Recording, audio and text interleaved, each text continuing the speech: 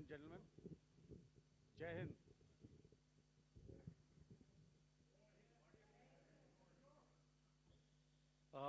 Welcome to this special press conference on Operation Sindoor.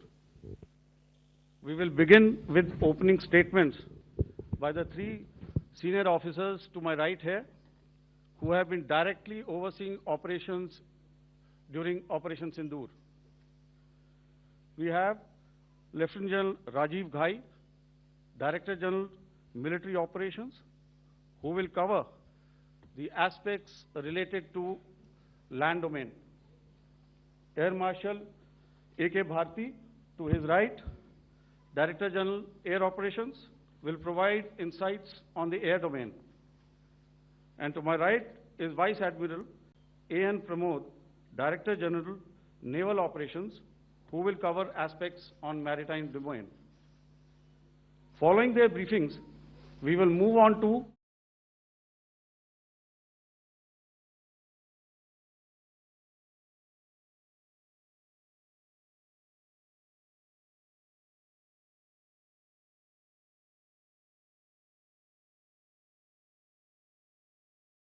and the pain of the families that the nation witnessed, with numerous other recent terrorist strikes on our armed forces and defenseless civilians, we knew that the time had arrived to make yet another compelling statement of our resolve as a nation.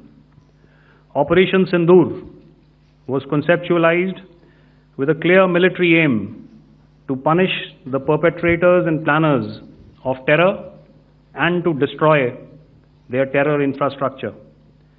What I do not state here, of course, is the often stated determination of India and its intolerance to terror. It set into motion a very diligent and microscopic scarring of the terror landscape across the borders and the identification of terror camps and training sites. The locations that emerged were numerous, but as we deliberated more, we realized that some of these terror hubs were now bereft of any presence and had preemptively been vacated, fearing retribution from us. There was also a term of reference and our own binding, self-imposed restriction to target only terrorists and thus prevent collateral damage. There were 9 camps that you are now all familiar with, which were confirmed by our various intelligence agencies to be inhabited. Some of these were in POJK, while there were others that were located in the Punjab province in Pakistan.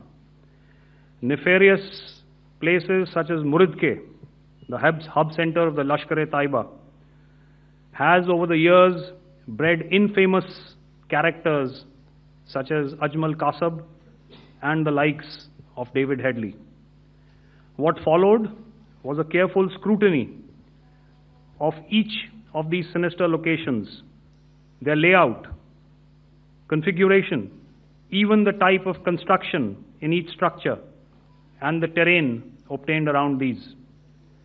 This was with an obvious intent to deduce and identify the exact vector that was required for their neutralization, as also the eyes in the sky that we would send up to ensure that we brought back evidence that we had indeed targeted what we set out to. The precise images of these engagements on that fateful and historical night have already been showcased during the first press statement on the 7th of May that was helmed by our Foreign Secretary. I have no doubt in my mind that we achieved total surprise, and those strikes across those 9 terror hubs left more than 100 terrorists killed, including high-value targets such as Yusuf Azhar, Abdul Malik Rauf, and Mudassir Ahmed, that were involved in the hijack of IC-814 and the Pulwama blast. The line of control was also violated soon after by Pakistan, and the erratic and rattled response of our enemy was apparent from the number of civilians, inhabited villages, and religious sites such as Gurudwaras that were unfortunately hit by them, leading to a sad loss of lives. The Indian Air Force played a major part in these strikes by engaging some of these camps, and the Indian Navy provided wherewithal in terms of precision munitions. The Indian Air Force obviously had their assets up in the sky, and I will here request Air Marshal Bharti, the Director General of Air Operations, to detail for you the methodology that the men in blue adopted to successfully manifest this mission. Thank you, Rajiv. A very good evening, ladies and gentlemen. It indeed is a difficult time that we have to come here like this and brief you. We could have done without this, but we had no choice. As the DGMO has detailed, the event was precipitated by the dastardly act at Pahalgam. The sequence of events have already been detailed. We carefully selected the targets, and out of the 9 selected targets, the target systems that were given to the Indian Air Force were the notorious training camps at Bhavalpur and Muridke, these being further from the international boundary.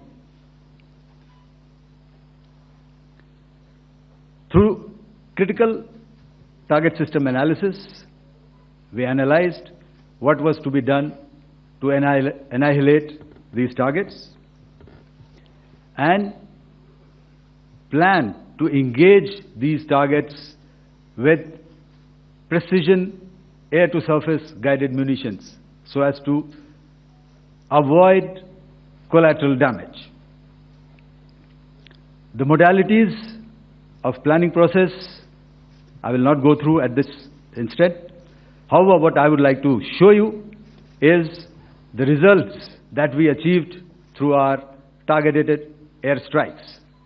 Could I have the second slide, please?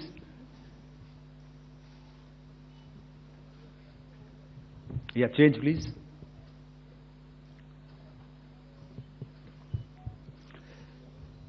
Okay. This is what the terror infra at Muridke looks like. If you see, north is as indicated, and to the right is east, where the international boundary lies. Could we have the next slide, please?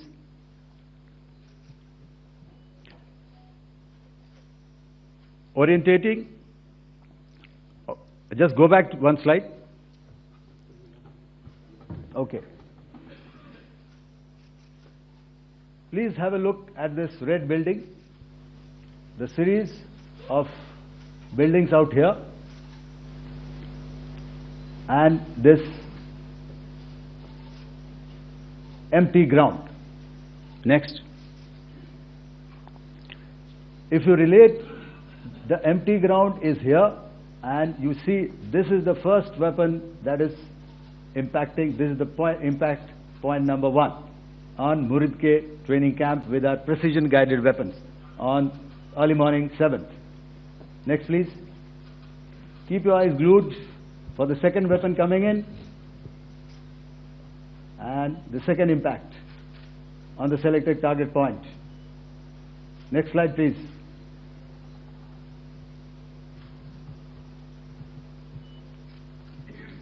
Third weapon, third impact. Continue. And fourth weapon, fourth impact. So through these targeted and precision targeting, we addressed the target at Muridke, which was the terrain infrastructure. Can you hear me? All right. Okay, I'll come closer to the mic. Now we go to the next target, which is the Bhavalpur training camp. Next slide, please. Okay, just wait. So the effect, if you see, the impact point, if I can point out, this is the impact point. The ammunition has gone through the roof and it has created a blast inside, the photographs of which you would have, all of you would have seen. And the red building, after that there was this double-story building. It has been completely decimated by precision targeting. Next, please. The target system, which was in the north, a series of buildings. I will show you how it looked. Next. Completely destroyed by our precision targeting. Next. Now coming to Bhavalpur, this is the target complex that we are dealing with, a fairly large target complex. So we had to carefully choose the points that we needed to address, which were high value and which would meet our stated objectives of eliminating the terrorists. I would like to draw your attention to this red canopy, and in relation to that, I would cover the targets. One target system is a series of buildings here, other one here, and other one out here. Next slide, please. This is how it looked before, and this is how the building looked after the impact of the weapon. And orientation in relation to this red canopy, you can see here. Next, please. Before, next, and after. The roofs have completely collapsed. Next. This is the target system. Next. Precision targeting, and we have achieved our objectives here. Next. All right. So that was what we did on the 7th. Our objective was to address these two terrorist camps, and that we did with precision. And thereafter, we maintained a robust air defense posture, because remember, our objective was to target the terrorists and terrorist infrastructure, not any other infrastructure, not the Pakistani military, not the Pakistani any other infrastructure. So that is what we have maintained on the 7th of May. However, what we saw in the evening of 7th of May, we were saturated with a raid of Pakistani unmanned aerial vehicles and small drones. And these came in waves in our civilian areas, over our military installations, and all of them were successfully intercepted. Few of them did manage to land. However, there was not much damage that they did. And we have our robust counter-US hard kill and soft kill systems which did the job. However, the difference here was that we had targeted the terrorists. The adversary now has targeted our civilians and the military infrastructure. So it had to be responded to. So in a quick and calibrated response, that very night, we struck their radar installations at Lahore and close to Gujranwala, the LYT installation, to indicate to him that we are ready, yet we do not want to escalate. Our fight was with the terrorists and not with the Pakistani military establishment. Thank you. Thank you, Air Marshal Bharti. So, ladies and gentlemen, he's outlined operations not only on the night of 6th and 7th of May, when Operation Sindoor commenced, but also on the subsequent night. Being well aware and familiar with the congenital and impulsive nature of our adversary, and even though we did attempt to reach out and communicate our compulsions to strike at the heart of terror to my counterpart in the immediate wake of Operation Sindoor, the request was brusquely turned down, with an intimation that a severe response was inevitable and in the offing. We were, of course, prepared. Operations on the 7th and the 8th, Air Marshal Bharti spoken about. On the night of 8th and 9th of May, they flew drones and aircrafts into our airspace all across the borders and made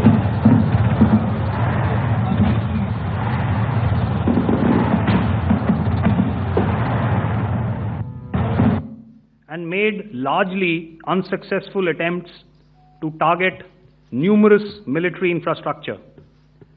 Violations on the line of control by Pakistan also commenced yet again and precipitated into fierce arty engagements. The air operations on the night of 8th and 9th of May, I'll yet again request the DG Air Operations to cover.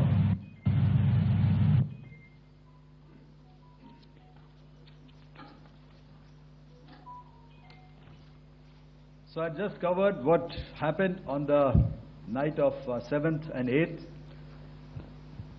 What we found that on the night of 8th and 9th, starting as early as 22:30 hours, our cities had a mass raid of drones, unmanned aerial vehicles, UCAVs, starting right from Srinagar, going down right up to Nalia. It was a mass raid in waves, and it was relentless. However, we were prepared, and our air defense preparedness ensured that there is no damage on ground or to any of the intended targets that the enemy might have planned for. The difference between 7th night and 8th night was that on 7th night, he sent in his Jihad class of UAVs, however, these UAVs can go some distance, they are armed. However, on the 8th, less numbers of armed UCAVs were there or UAVs were there, and more numbers of quadcopters, maybe for surveillance or just for harassment of civilians. This continued till midnight. Our air defense preparedness ensured that there was no damage on the ground, either to the military installations or to the civilians. However, the enemy had yet again shown that he wanted to up the ante and he wanted a fight, and we were up to the task. In a measured and calibrated response, we once again targeted his military installations, which included his SAM sites at Malirkant. This also included his surveillance radar sites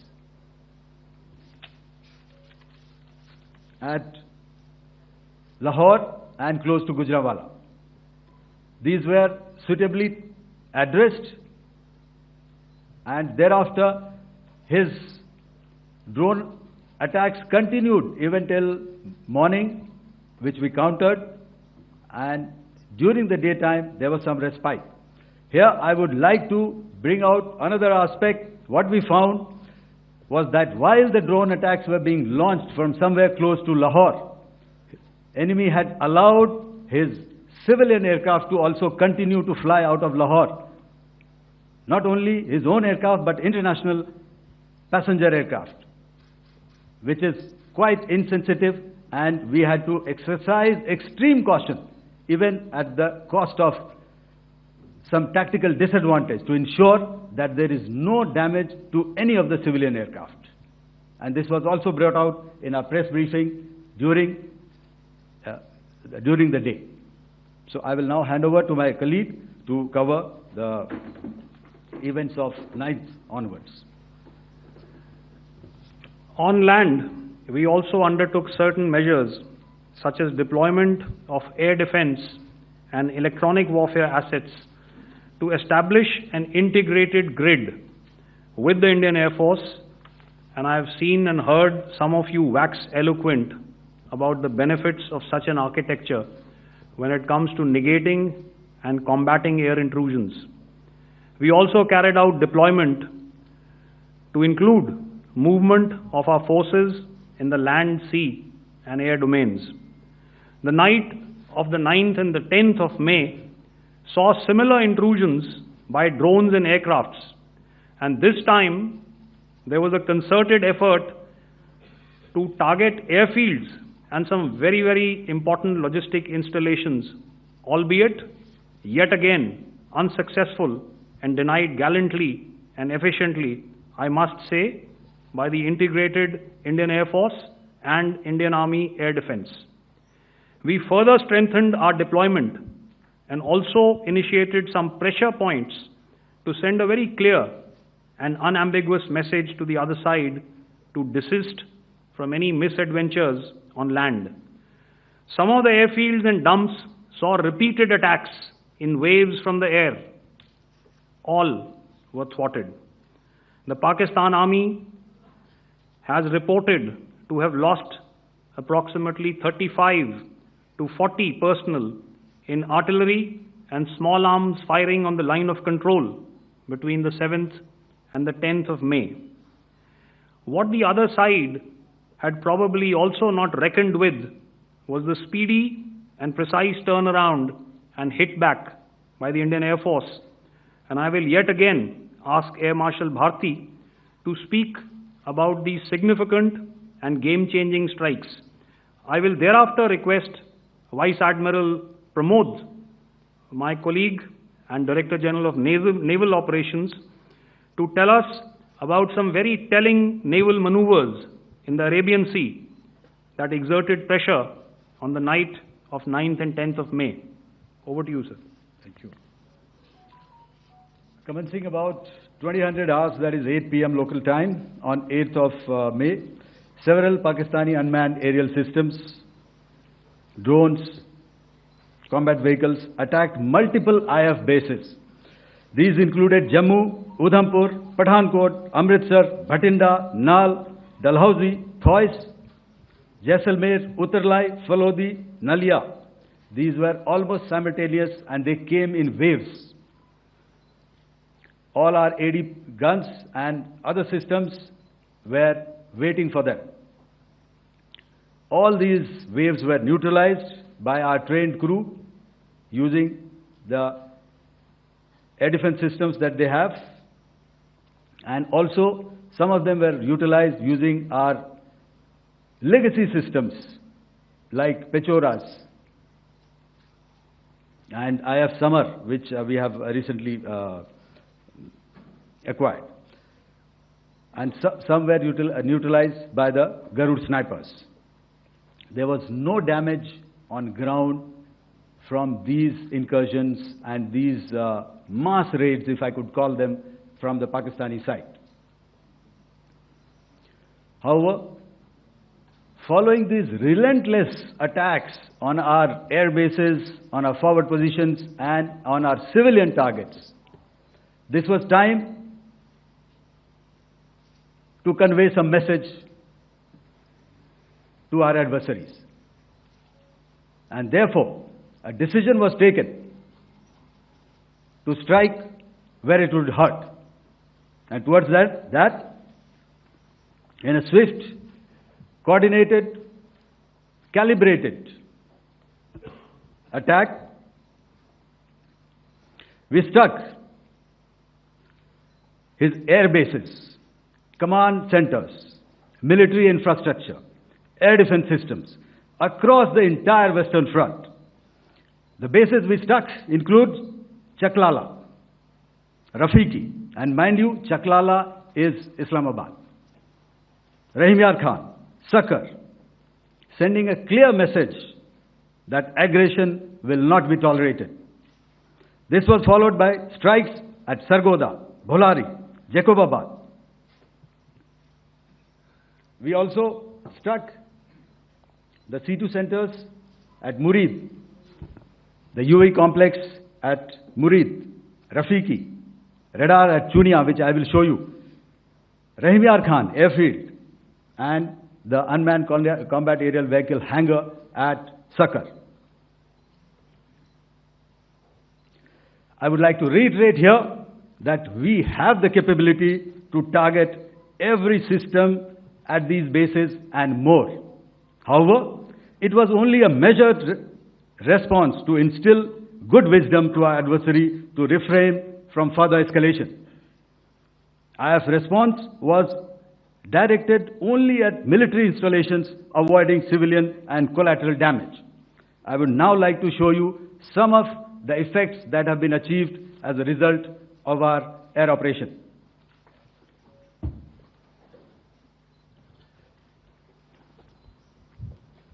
Here is the Pasrur air defense system, if you could see.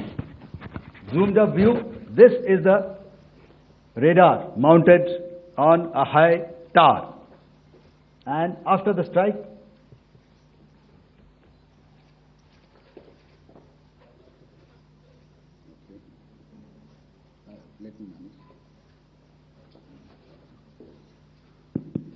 thank you. Can you hear me? Yeah, thank you. And after the strike, this is what has happened. This radar has been taken out, completely burnt. Next slide, please.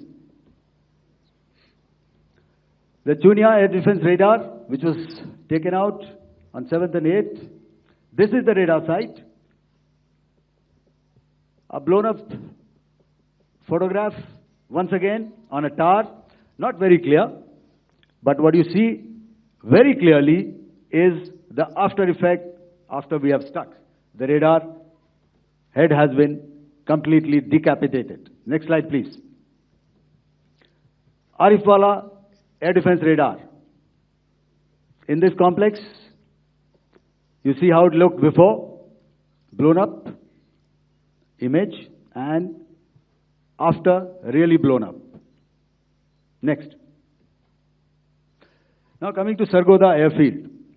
Remember, this is one of their important airfields wherein they have a lot of assets, F-16s, other assets which they keep getting, training institutes.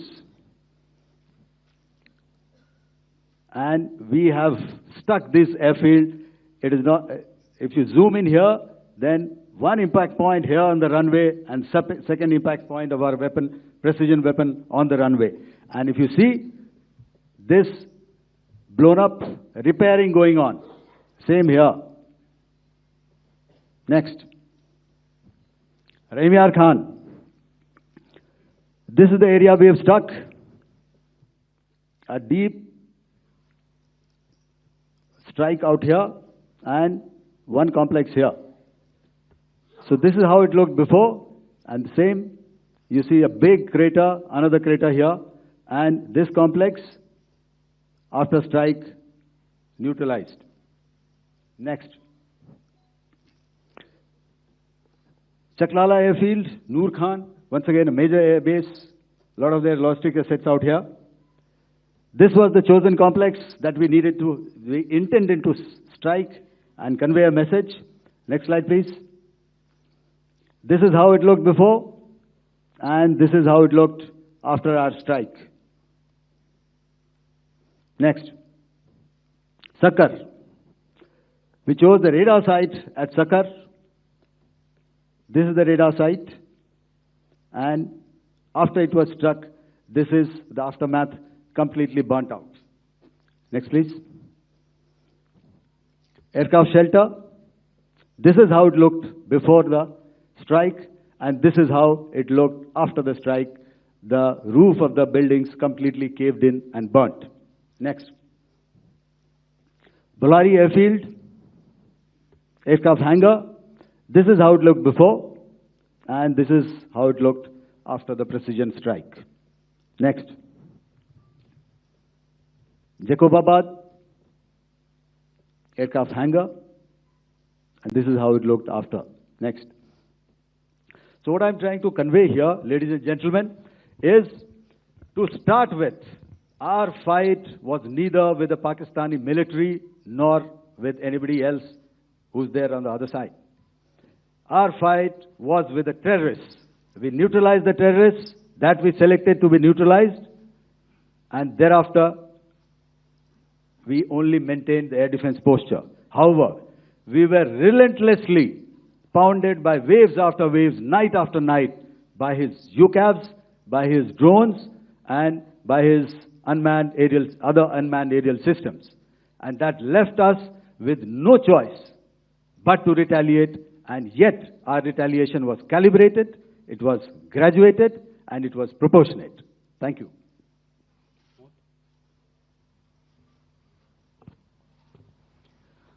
Good evening, ladies and gentlemen. In the aftermath of the cowardly attacks on innocent tourists at Pahalgam in Jammu and Kashmir by Pakistani-sponsored terrorists on 22nd April, the Indian Navy's Carrier Battle Group, surface forces, submarines, and aviation assets were immediately deployed at sea with full combat readiness in concert with the Joint Operation Plan of the Indian Defence Forces. You may be aware that we tested and refined tactics and procedures at sea during multiple weapon firings in the Arabian Sea within 96 hours of the terrorist attack. The aim was to revalidate our crew, armament, equipment, and platform readiness to deliver various ordnance on selected targets precisely. Thereafter, our forces remained forward deployed in the northern Arabian Sea in a dissuasive and deterrent posture with full readiness and capacity to strike select targets at sea and on land, including Karachi at time of our choosing. The forward deployment of the Indian Navy compelled Pakistani naval and air units to be in a defensive posture, mostly inside harbors or very close to the coast, which we monitored continuously. The Indian Navy maintained seamless maritime domain awareness throughout the duration and was entirely aware of the location and movement of Pakistani units. In effect, we had and continue to have good battle space transparency using our maritime domain awareness grid. As you are aware, our response has been measured, proportionate, non-escalatory, and responsible from day one. Accordingly, the calibrated approach considered all options, including the ability of the Indian Navy for offensive action from and at sea. As part of this escalation control mechanism, the application of force by the Navy was planned in a synchronized manner in coordination with the Army and Air Force, the highlight being teams from the three services working closely in an integrated manner. Along with the kinetic actions by the Indian Army and Indian Air Force, the overwhelming operational edge of Indian Navy at sea contributed towards Pakistan's urgent request for a ceasefire yesterday. As we speak, Indian Navy remains deployed at sea in a credible deterrent posture to respond decisively to any inimical action by Pakistan or Pakistan-based terrorists. Thank you. Samno Varna, Jai Hind. Now I'll hand over to Director General Military Operations for further proceedings. Ladies and gentlemen, on the 10th of May, in the morning, even as we were getting into a huddle to wargame the events of the previous night, a routine exercise, I received a message on hotline from my counterpart in Pakistan seeking my willingness to communicate. Since our initial aim was to strike at terror camps, and all our actions in the subsequent days were in response to the intrusions and violations by the Pakistan Air Force and its army, it was decided that I would indeed speak with my counterpart. You are already aware, I've seen it being covered on national television, that my communication with the Pak DGMO was conducted at 15:35 hours yesterday, and resulted in cessation of cross-border firing and air intrusions by either side with effect from 1700 hours, 10th of May, after he proposed that we cease hostilities. We also decided to further speak on the 12th of May, that's tomorrow, at 1200 hours, to discuss the modalities that would enable the longevity of this understanding. However, disappointingly, and must I add, expectedly, it took only a couple of hours for the Pakistan Army to violate these arrangements by cross-border and across the line of control firing, followed by drone intrusions across the expanse of the Western Front through last night and in the early hours of the morning today. These violations were responded to robustly and dealt with as they must be. We have earlier today sent another hotline message to my counterpart highlighting these violations of the understanding between the DGMOs on the 10th of May and our firm and clear intent to respond to these fiercely and punitively, if repeated tonight, subsequently, or later. In this regard, I must inform all of you that the Chief of Army Staff has earlier today conducted a security review and has granted full authority to our Army commanders for counter-actions in the kinetic domain in case of any violation by Pakistan. In the end, I pay my solemn homage to my 5 fallen colleagues and brothers from the armed forces and civilians who have tragically lost their lives in Operation Sindoor. Our hearts go out to the bereaved families, and we express our solidarity to them in this lifetime and beyond, at this grave juncture in their lives. Their sacrifices shall always be remembered and spoken of in glowing terms by a grateful nation. We have thus far, ladies and gentlemen, exercised, and my colleague Pramod highlighted this, immense restraint, and our actions have been focused, measured, and non-escalatory. However, any threat to the sovereignty, territorial integrity, and safety of our citizens will be met with decisive force. Jai Hind. Okay, ladies and gentlemen, we are now open for questions. All right, now since I would not know all of you, I would expect you to please raise the placard or your hand, and once I indicate, I expect you to please give out your name and the media group that you belong to. Keep your questions short so that we can take as many questions as possible. Also, ladies and gentlemen, kindly bear in mind that confidential aspects may not be answered by the 3 DGMOs. Right. I've got a lot of hands there. Let me start from the left. Left foot always in front when we start marching. So here we have to the left, okay. Yeah, 238. Hello. So this is Manas Pratimudyan from PTI, Press Trust of India. So the understanding that was reached yesterday on stopping the military operations and actions, was it for just 3 days? And what would be the cost escalation if there is violation of this understanding by the Pakistani side?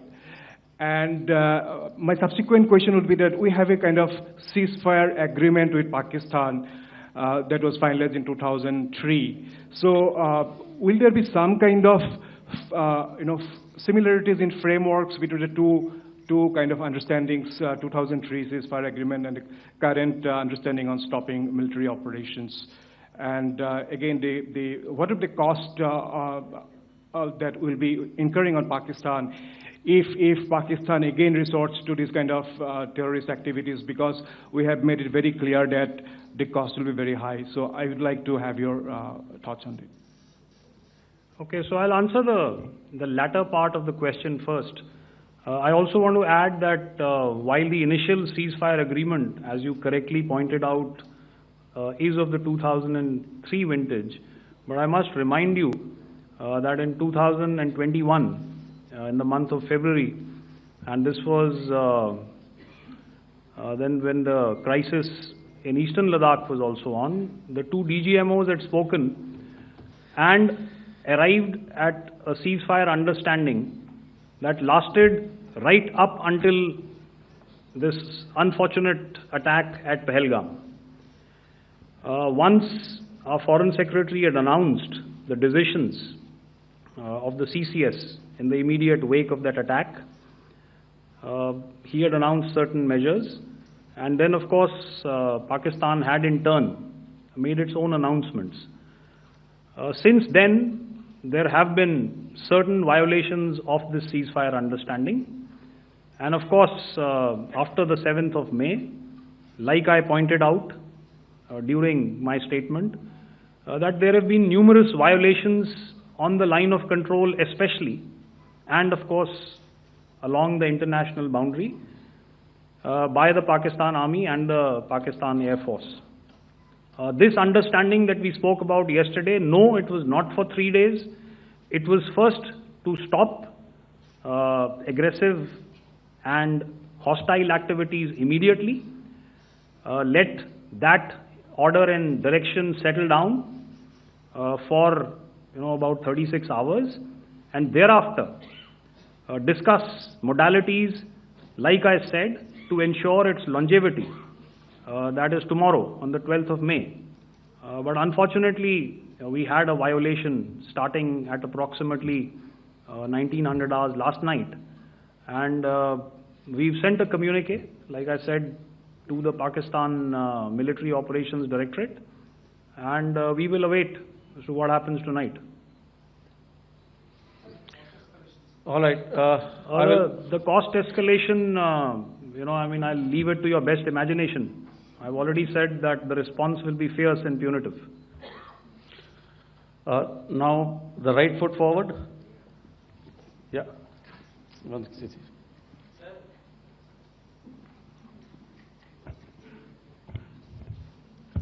Sir, I am Ajit Dubey from ANI, sir.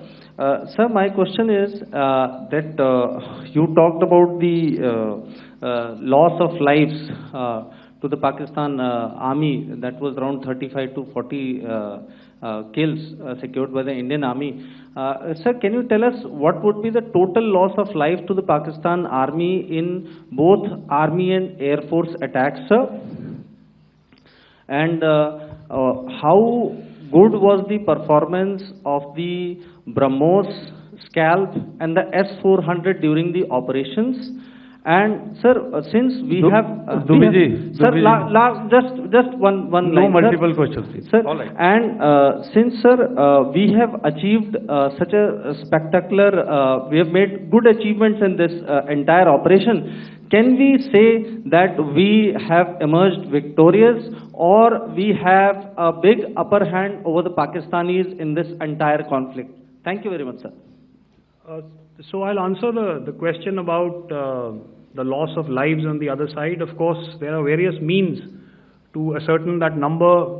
There is information from various agencies that come in. There are, of course, on the line of control, other ways to find out as to what has been the effect of what you are doing there in ceasefire violations. So therefore, I mentioned 35 to 40 on the line of control, and please remember that once Operation Sindoor was launched, the responses of the Pakistan Army were also on Indian Army or the Indian Armed Forces infrastructure. Let me put it that way. So that's why I did not cover casualties of the Pakistan Army, at least in the initial phases of battle, because those were not our targets. Our targets were terror-oriented, and of course later, once they launched air intrusions and air operations on our infrastructure, we've used heavier weapons, and of course there would have been casualties, but those are still being assessed. The effects of the weapons that you mentioned, I will request Air Marshal Bharti to apprise all of you about those. Good evening, Mr. Sujit. How are you? Ajit. Okay, we're meeting after some time. I never mentioned about any of the weapons that we used. Check. Okay. What I was saying, that I never mentioned of any of the weapons, the caliber that we used. All right. So we'll leave it at that. Those are matters of operational details which I would not like to go into. But suffice to say that whatever methods and whatever means we have chosen, it had the desired effects on the enemy targets. How many casualties? How many injuries? Well, to start with, our aim was not to inflict casualties, but in case there have been, it is for them to count. Our job is to hit the target, not to count the body bags. And the last part of your question, I wonder if you read out the tweet on ADG-PI at midnight once we'd done what we had to in Operation Sindoor. And that's credit to my friend here on the left. Justice has been served, Ajit. That is all that I will say.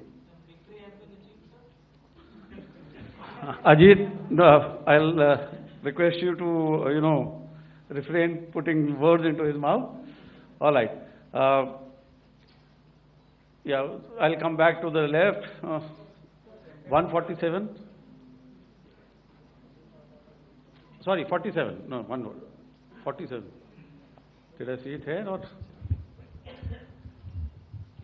Yeah. Good evening, gentlemen. Sorry, 147. I saw it there. Sorry. Yeah.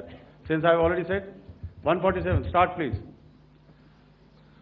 Hi, sir. Good evening. This is Shivam Patel from Reuters News Agency. Thank you for giving me the opportunity.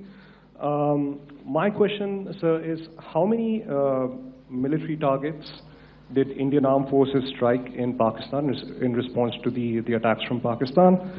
How were these targets selected? And how many troop casualties have been there in total on both sides, if you can give details? Thank you. I'm sorry, where are you? I haven't spotted his... He's to the right. Okay. Can you just repeat that for me, please? Sure, sir. So my name is Shivam Patel. I'm from Reuters News Agency. My question is, how many military targets in total did the Indian Armed Forces strike in Pakistan in response to the attack from Pakistan? How were these targets selected? And how many troop casualties have been there on both sides, if you can? So you're speaking of the targets that I mentioned in the wake of the attack at Pahalgam, right? Military targets, sir, after response. Yeah, I think it's amply clear to everybody here that the Pakistan Army has not crossed the international boundary, neither in the plain sector nor on the line of control. So the intrusions have been in the air. There have been certain attempts on the line of control when ceasefire violations have been on to try and infiltrate and carry out and perpetrate activities that we are all very well familiar with. Whether these are by terrorists or by the Pakistan Army or its special forces and commandos is difficult to say, but each of these have been effectively thwarted. So therefore, as far as engagements of military targets on the other side is concerned, I thought Air Marshal Bharti covered those very well and in detail, and he also mentioned as to how they went about targeting those. I think those images were very clear and very, very graphic in telling us as to what we needed to hit. And you'll remember right at the outset I said that we even went into what was the construction in each of these locations, and therefore decided on the vector that had to be utilized. Please. Okay, if I could add to what the DGMO has said, I have already detailed the targets. Now, whether it is X numbers or Y numbers that is immaterial. And what damage have we inflicted? You have seen. What are the casualties on the other side? As I said, that is for them to count.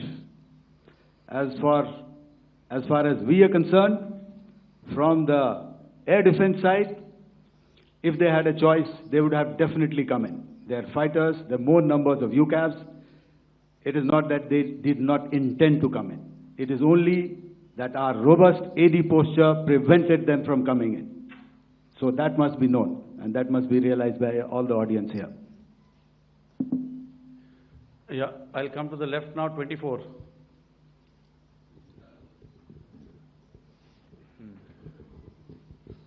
Good evening, sir. This is Anuvesh Rath from Z.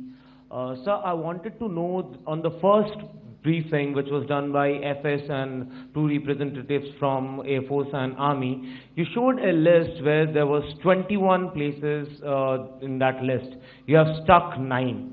Are more operations going to be held? Is Operation Sindoor still on? And the second question, thank you, sir. Thank you so much. And also, I want to congratulate all three of you for a fantastic operation that you guys have done. Thank you so much. Thank you so much for that one question. Yeah.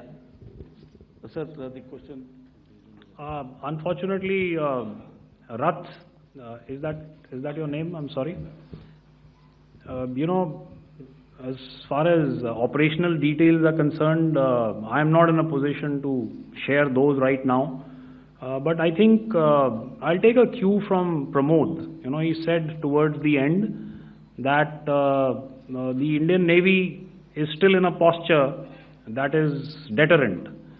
And I have already made it very clear towards the end of what I said that it's only a couple of hours ago that the Chief of Army Staff has carried out a security review, and he's authorized our Army commanders to deal with violations of any kind from across the borders in a manner that they deem fit. So again, to reiterate, the response will be fierce and it will be punitive.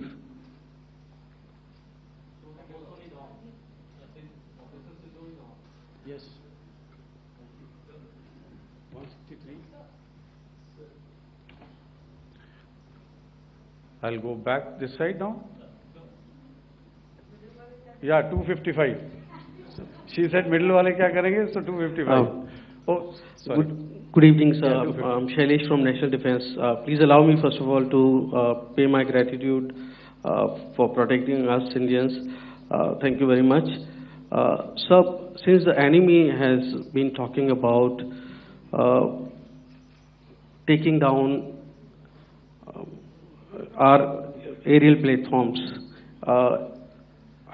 it would be deemed fit in case we can reveal that we have taken down their fighter jets. What could be the number? Though you said that they may be not good to reveal the platforms, but since this has come from various quarters in Pakistan, so I believe that we need to answer, in case if you can, sir, if you may allow. The question is for me? Yes, sir. Okay, and if I get it right, you want to know how many of their planes we have downed? Yes, sir. Yes, sir. All right. See, as I said, their planes were prevented from coming inside our border. All right. So we do not have the wreckage with us, but definitely we have downed a few planes. Numbers, we would not like to hazard a guess out here. Okay. I have the numbers. Okay, and we are getting into the technical details of it to establish it. So I would not like to put a figure at this time, but definitely there are losses from their side which we have inflicted. Were they fourth generation plus, sir? No, see, you're putting words into my mouth. Why do you say fourth generation? Let us make it high tech. Okay. Thank you so much. All right. Yeah, 163.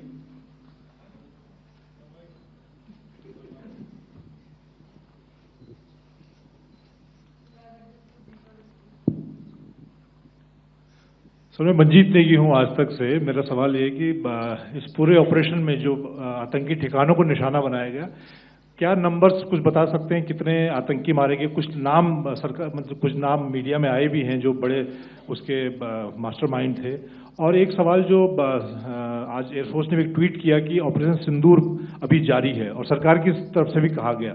और पिछली बार जब विदेश मंत्रालय की press conference पहली हुई थी उसमें वो लिस्ट दिखाई गई थी कि 21 टेरर कैंप आइडेंटिफाई किए गए हैं। तो क्या जो बाकी बचे हुए टेरर कैंप हैं उन पर भी कार्रवाई होगी? और एक नंबर अगर आप बता पाएं कितने टेररिस्ट मारे गए? Sir, before you answer, sir, before you.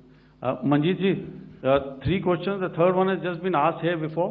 So 21 this thing. So I'll request the first to be answered so that we have more number of people who can ask. Manjeet, जब मैंने statement दिया तो मैंने शुरू में ही कहा कि जैसे ही ऑपरेशन सिंदूर कॉन्सेप्चुअलाइज हुआ तो हमारा जो पीछे की कार्रवाई होती है, स्पेड वर्क और टारगेट्स को आइडेंटिफाई और एनालाइज करने की कार्रवाई शुरू हो गई थी। मैंने जब स्टेटमेंट दिया तो मैंने बताया कि बहुत सारे थे, हमने 21 दिखाए होंगे और भी हैं, लेकिन वो लिस्ट फिल्टर करते करते 21 तक पहुंची। अब क्या आगे एंगेज किए जाएंगे? अगर ज़रूरत पड़ेगी तो ज़रूर एंगेज किए जाएंगे, लेकिन मैंने बताया कि इस समय जो इंट एजेंसीज ने हमें बताया कि फलाने कैंप में प्रेजेंस है, हमने उनको एंगेज किया। कुछ नाम मैंने लिए, कुछ नाम अभी पुख्ता किए जा रहे हैं। मैंने आपको बताया कि जो इंट एजेंसीज ने अभी तक असेसमेंट किया है उसमें उन्होंने कहा है कि तकरीबन 100 से ज़्यादा मारे गए हैं। और एक आज आपने तस्वीर भी देखी कि काफ़ी प्रोमिनेंट जो फ्यूनरल था, काफ़ी प्रोमिनेंट एक जो हस्ती हैं वो ऑर्गेनाइज कर रहे थे, और उस फ्यूनरल में और कौन कौन लोग अटेंड कर रहे थे वो तो आपने देखा ही। तो आप लोग सब समझदार हैं और मुझे ये कहने की ज़रूरत नहीं है कि इन लोगों को कहाँ से सपोर्ट मिल रहा है। अगर नहीं मिल रहा होता तो ऑपरेशन सिंदूर नहीं होता, तो उसी की वजह से है ये ऑपरेशन। तो मेरे ख्याल से मैंने आपके सारे सवालों का जवाब दे दिया। Ma'am, sir, next is from 17। Sir, मेरा नाम अंजू निर्वाण है, TV9 भारतवर्ष से। सर, मेरा सवाल ये है कि ऑपरेशन सिंदूर में हमारी जो इंडियन नेवी है उसके बारे में सर थोड़ा सा बताएं कि किस तरह की उसकी भूमिका रही, क्योंकि हमने इस दौरान सर देखा कि बहुत सारी स्पेकुलेशन भी रही और ये बोला गया कि कराची तक हमारी नेवी ने ऑपरेशन किया है। तो सर इस पे थोड़ी सी क्लैरिटी चाहिए। और सर हमने कौन कौन से फाइटर एयरक्राफ्ट डाउन किए हैं, अगर उसका भी थोड़ा सा क्लैरिटी मिल जाए तो अच्छा रहेगा। तो मैं आपका पहले सवाल का जवाब दूंगा। I will make few sentences and leave it for your imagination. First of all, as I mentioned, we have quantitative and qualitative edge to deliver a massive blow to our adversary, and we completely dominate in the maritime front. Indian Navy's action is part of the escalation ladder mechanism which we have worked out amongst 3 services. This time, if Pakistan dare take any action, and Pakistan knows it, what we are going to do. That's all. Okay, आपके सवाल का जवाब मैं पहले दे चुका हूं। आपके सवाल का जवाब मैं पहले दे चुका हूं, इसलिए मैं बस उस तक ही सीमित रखूंगा और इतना कहना चाहूंगा कि आने वाले दिनों में आपको खुद ही पता चल जाएगा और ऐसी बातें छुपी नहीं रहती हैं, तो पता चल जाएगा। So at this time we'll just let it be. Okay, ladies and gentlemen, we have 1 or 2 more questions, sir. So please, they are going to be outside. You can speak to them there also. 104.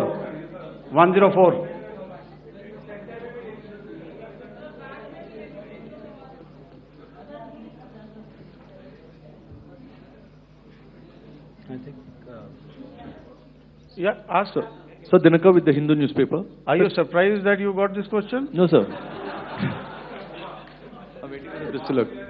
Sir, can you give a number of assets we lost, because there's been a lot of speculation going on, international media writing a lot of things about our platforms, including Rafale. I mean, Pakistan claiming that Rafale has been downed, etc. Can you put that question to rest and clarify on that? I guess that question is for me. All right, I'm happy that you've asked this question. You know, we are in a combat scenario, and losses are a part of combat. The question that you must ask us, okay, and indeed that we must ask ourselves, you inclusive, is have we achieved our objectives? Have we achieved our objective of decimating that terrorist camp? And the answer is a thumping yes. And the results are for the whole world to see. As for the details, what could have been, how many numbers, which platform did we lose? You know, at this time, I would not like to comment on that, because we are still in a combat situation. And if I comment on anything, it will only be advantage adversary. So we don't want to give him any advantage at this stage. All I can say is that we have achieved our objectives that we selected, and all our pilots are back home. Thank you. Okay, hold, please don't, please be civil here. So we'll have 220 now. Hello sir, this is Anita Chaudhary sir from Swadesh newspaper. मेरा सवाल है, क्योंकि ये हमारे जो पहले जो action रहा वो आतंकवाद के खिलाफ रहा, तो आतंकवाद में अजहर मसूद की तरफ से एक बयान जारी किया गया था जिसमें उन्होंने कहा कि हम इसका बदला लेंगे और जाज रुलाएंगे। तो क्या अगला, अगर खुदा न खास्ता अगला टेरर अटैक किसी भी तरह का होता है, तो क्या उसे एक्ट ऑफ वॉर में हमारी तरफ से लिया जाएगा और उसका क्या माकूल जवाब दिया जा सकता है? मेरा इसमें सिर्फ एक ही जवाब है आपके लिए कि हमने अपनी कार्रवाई करी। हमने उसके बाद मैंने अपने स्टेटमेंट में भी बताया कि ये कम्युनिकेट करने की कोशिश करी कि हमने इस तरीके से ये जो स्ट्राइक्स हैं वो क्यों की। लेकिन जो हमारा एडवर्सरी है उसने जैसे मुनासिब समझा वो कार्रवाई करी। तो आपने देखा कि ये जो एक्टिविटीज़ चल रही हैं 3-4 दिन से, ये कोई वॉर से कम नहीं है। नॉर्मल सर्कमस्टांसेस में एक दूसरे देश की एयरफोर्सेस हवा में नहीं उड़ती हैं और एक दूसरे के ऊपर स्ट्राइक्स नहीं करती हैं। हर रात इंट्रूजन्स नहीं होते हैं। लाइन ऑफ कंट्रोल पर सीज़फायर वायोलेशंस, आपके एक साथी ने सवाल पूछा था शुरू में, एक सीज़फायर अंडरस्टैंडिंग था, वो भी जा चुका है। उस सीज़फायर अंडरस्टैंडिंग के जाते जो फायरिंग हो रही है लाइन ऑफ कंट्रोल में, उसमें घुसपैठ की कोशिश हो रही है। आमतौर पर ये घुसपैठ लाइन ऑफ कंट्रोल में टेररिस्ट करते हैं, लेकिन हमें इंफॉर्मेशन है कि हो सकता है ये पाकिस्तान आर्मी की टोलियां भी हों जो हमारे पोस्ट के ऊपर खामी पहुंचाने की कोशिश कर रही हैं। तो ये सारी एक्टिविटीज़ तो वॉर में शामिल हैं। तो ये कहना मुश्किल है कि आगे क्या होगा, वो स्पेक्यूलेटिव जोन में आ जाता है और मैं स्पेक्यूलेट नहीं करना चाहता हूँ। हर एक सिचुएशन अलग होती है और उससे एक तरीके से डील किया जाता है। सर मैं एक सवाल इसका मैं जवाब देना चाहता हूँ, एक मिनट। हम जो मिलिट्री होता है, our main job is to prevent war and maintain peace and stability. So it is not that our response is a graded response. That means अगर किसी ने किया तो उसको ग्रेडेड उसमें किया। जैसे टेररिस्ट एक्शन हुआ तो what we did is the terrorist action and we destroyed all the terrorist camps. उसके बाद आपने देखा कि उनने थोड़ा सा कोशिश किया तो हमारे एयरफोर्स एंड आर्मी ने क्या किया, तो मिलिट्री टारगेट्स हैं उनके ऊपर थोड़ा। So our aim is to maintain peace and tell our adversary that you do this and the response will be bloody. Okay, now as per the, please, we'll have 166 and 25 and after that no more please. Sir, this side. Ladies and gentlemen, please maintain, Sir, I this request side, you to sir. please be quiet. Jal Ghai? No. This side, sir. We have only two questions left, 166. Sir. Yeah, please ask. So I'm Rahul Singh from Hindustan Times, sir. So you were totally on top of the game in the kind of losses you've inflicted on the enemy. I mean, we saw the slides and everything. So it kind of comes across that you were batting it 99 and you decided to declare your innings. What are your thoughts on that, sir? And do you think, are you weighing the option of the Pakistan army using this time, buying this time of the so-called ceasefire or the understanding? And you talked about how they could not be trusted. So buying time to kind of build up their war reserves, getting stuff from their friends like Turkey or China, are we considering that possibility, sir? Look, see, the call came from the Pakistani side to speak about cessation of hostilities. What pauses mean during such conflicts is known to everybody. You know, I don't want to go into the pros and cons of how preparation for war is made. You know, that is a process in itself. But I think my senior colleague here, the DG Air Operations, spoke, or he alluded at least, you know, to what this operation was precisely and specifically meant for. And I think that's something that we achieved, you know, right at the outset.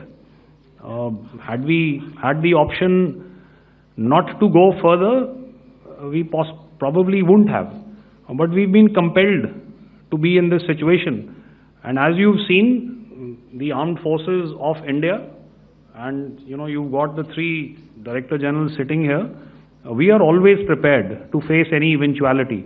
And like I said, that's for the sovereignty, the territorial integrity, and the safety of our citizens.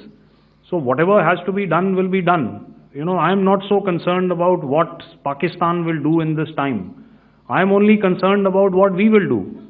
We have a roadmap and a plan, and we will follow it diligently, and we will follow it to the T.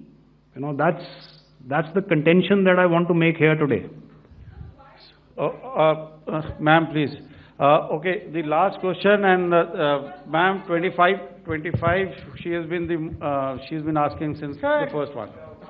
Sir, I'm Nandita. Sir. She's not asking a question. Sir, I'm Nandita Dagar, DAGAR from DD News and DD India.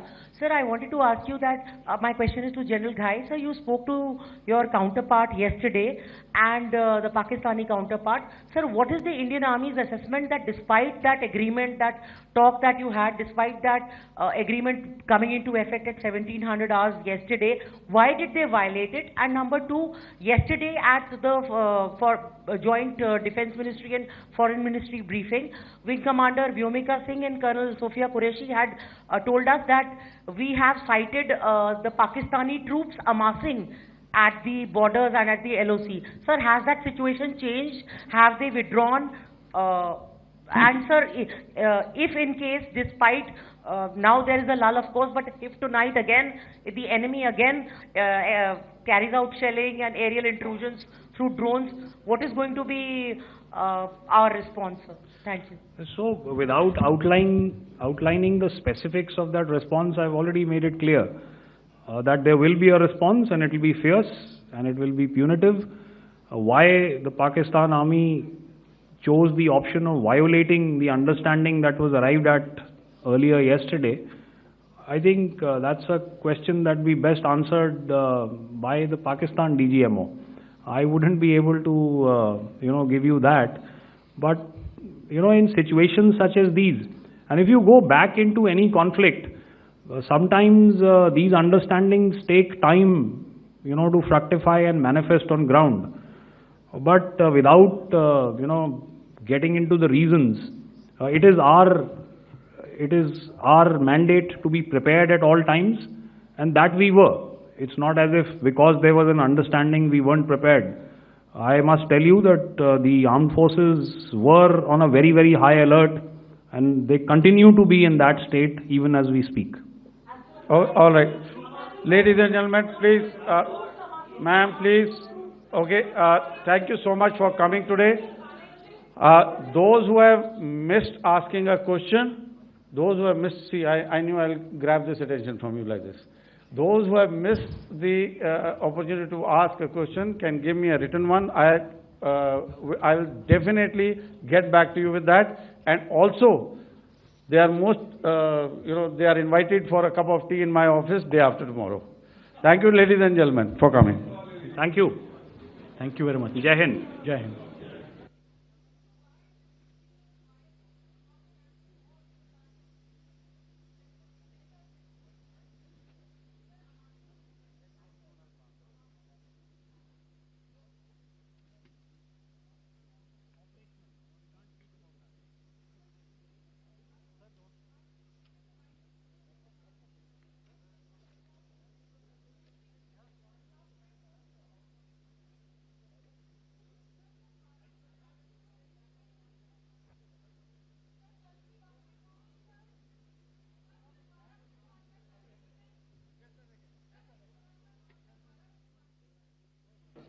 Ma'am, just, ladies and gentlemen, I think we are all very, they have given you so much of time and they have answered a lot of your questions. Please be patient and please be courteous. Thank you so much.